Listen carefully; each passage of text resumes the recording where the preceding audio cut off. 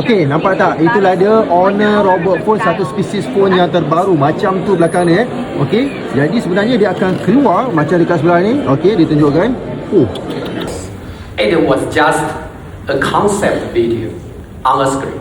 Nampak tak dekat belakang tu tulis apa? Honor Robot Phone. Jadi itu adalah satu phone ataupun spesies terbaru untuk smartphone kita kali ni. Jadi jom aku tunjukkan. Holds possibility.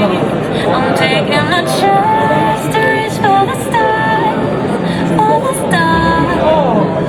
Robot tu berjoget mengikut beat. Tak lupa juga tadi dia tunjuk lah, kalau dia katakan ya, dia anggur. Kalau kata tidak, dia boleh geleng. Tapi tak apa, kita layan dulu macam mana dia berjoget ikut lagu. Jadi ini ada teknologi terbaru dan spesies baru, Honor Robot Phone. Menggedi-gedi dia. Pergerakan ini memang menarik lah. Harapnya dia lasak lah. So you Itu can harapan switch kita between the songs and it will go according to rhythm.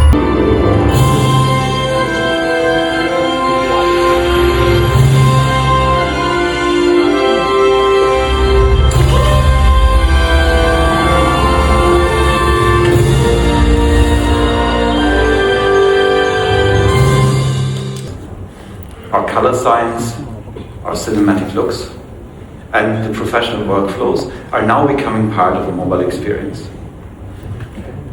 The collaboration between Honor and Jadi itu sajalah video aku pasal Honor Robot. Apa pendapat korang?